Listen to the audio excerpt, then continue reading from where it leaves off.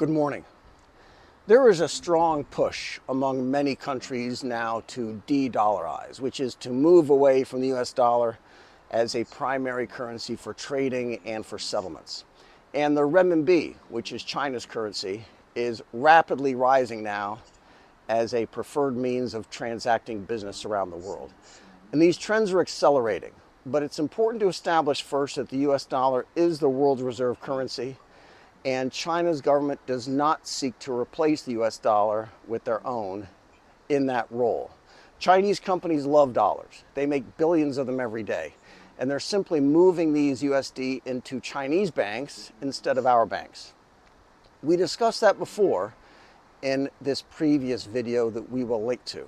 What's more, China refuses the RMB to be borrowed by entities outside their control, or to be subject to foreign speculation. And so, even though the RMB is soaring in popularity and in utilization, these settlements are still limited compared to how US dollars are used. But the demand for alternatives to the USD is firmly entrenched now. The first reason is that the US dollars held in global reserve accounts are being drained to feed the massive fiscal deficits and government borrowing back home. $3 trillion or so just this year alone, about 40% of which will come from foreign investors with USD.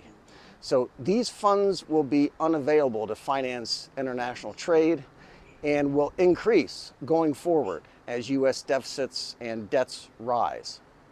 The second major reason is from this report, which is that it's now a formal global push to move away from the US dollar to settle trades, especially in the developing world and in BRICS countries, because of sanctions and restrictions on the use of dollars. And those restrictions, ironically, are coming from the United States. US dollar reserves owned by foreign companies and foreign countries are subject to being frozen or seized. And this creates a high level of uncertainty and risk for anyone holding US dollars in a Western bank. A lot of the demand for renminbi or any other currency comes from that fact alone. China's got the supply chains and they've got the world's factory sectors. By virtue of that, China is already in a strong position to dictate the terms of trade anyhow.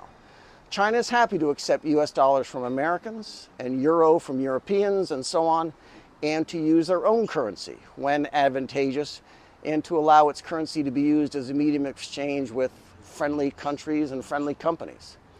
In 2023, the use of the RMB grew by 23% from the prior year. That is a huge jump. And this is, again, a function of the Chinese currency as a lubricant for global supply chains. Comparatively, the renminbi is higher ranked than the British pound and the Japanese yen, which is based on an index of trade settlements and financial transactions volume. The use of the renminbi in trade finance has tripled in just 3 years and is also more popular now than the euro to settle trades. This article explains how digital and blockchains are helping with all that, and how China's demand for raw materials that are sourced outside China, but with other BRICS and non-G7 countries, is a strong driver of its growth. Finally, the exchange rate between the USD and the RMB is irrelevant, as these countries don't want to use US dollars to do the trade anyway. China can use renminbi to buy raw materials from Russia, for example, who can use those same RMB to buy factory goods from China. This Bloomberg piece goes deeper, and from the perspective of multinational corporate executives and why they are driving the trend toward using renminbi. Treasurers are the company officers that run the banking relationships. They manage the credit lines, they determine how and when to make payments. Most of the world's biggest companies are in China, and they're generating lots of free cash flow. Company treasurers are always trying to make this process of managing cash as simple as possible by using sweep accounts. A sweep account is a bank account that allows for easy convertibility into other currencies, so that factories can be paid in China, salespeople can be paid in Europe, shipping company brokers in Singapore, for example. This is actually much harder than it sounds, and until recently, it's been very difficult to do so with Chinese banks. China has strict capital controls, and this has always been a problem with companies using the renminbi that they earn here to be used elsewhere. But that's changing, and pilot programs that began in 2021 have been rolled out to most of the business centers in China. This is very unusual too, which is that the fast rise of the renminbi as a currency of trade is happening despite the strong dollar. Americans who are suffering from high inflation would be surprised to hear that outside the United States, the dollar is very strong. And it's because of high interest rates in the US, which are sucking in the dollars from abroad, which contributes again to inflation. So the dollar is getting stronger outside the US while getting weaker inside of it. And so countries that are friendly with China can enjoy trade without needing the more expensive US dollars. China now has over 30 currency swap lines with other countries, which are being drawn down for use in trade. That means more renminbi being put into circulation outside China, and more Chinese banks are lending overseas in RMB. Here, the high US interest rates are also helping because foreign borrowers can get RMB for lower rates than they can get USD. The relationship between Russia and China is the most extreme and the one that gets all the news, and it's playing out now in some strange ways. Oil refineries in India who buy Russian oil are being asked to pay in Chinese renminbi by the Russian oil refineries, and the Indians aren't exactly happy about it. Here are the charts that show how this is all going. If we set 2019 and look for percentage gains over 4 years, the renminbi is up 300%, or 4 times, over 2019. Its use is way up across the board. Private financing, public finance, investment. Renminbi denominated bonds are also way up.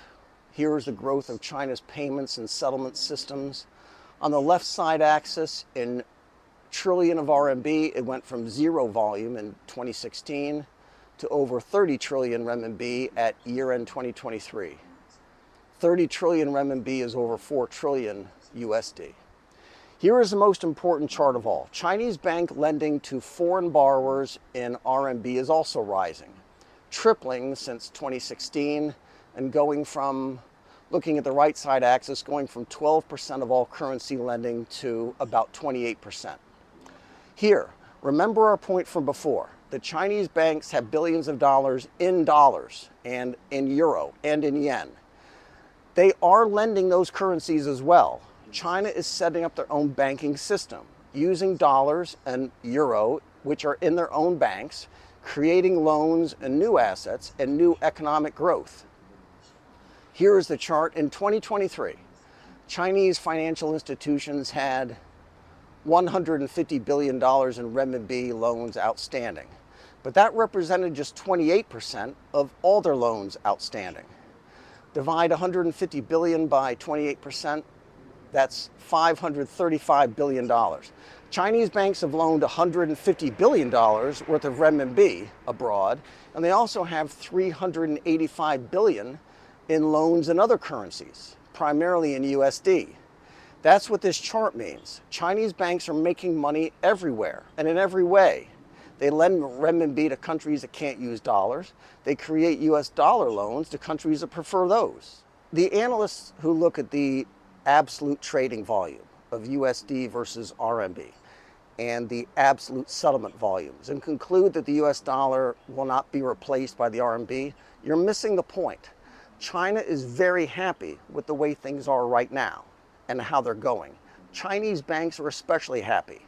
When US interest rates are high, like they are now, Chinese banks can create loans, either in USD or RMB, at rates that are just below market rates available in the United States, and they can take market share. They're fine too, with restrictions from the United States on the US dollars that are held in Western banks, because that means that the dollars outside that system cannot be frozen or seized.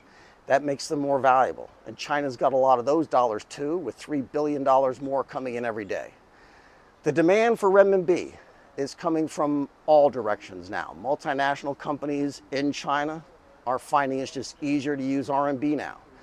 And companies that are in countries that do a lot of business with China or are friendly with China can access global capital markets now at lower rates than is possible than dealing with Europe or American banks. And if you're anyone who might have reason to worry that your company might be subject to sanctions because of what you sell or where you are or who you are or where your customers are, Chinese banks are now much safer than American ones. And this is all happening very fast. This is Guilin in Guangxi province. Be good.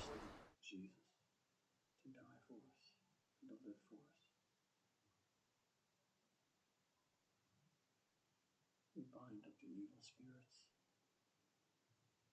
of Islam, of Hinduism, of atheism. We call your spirit to come down in the place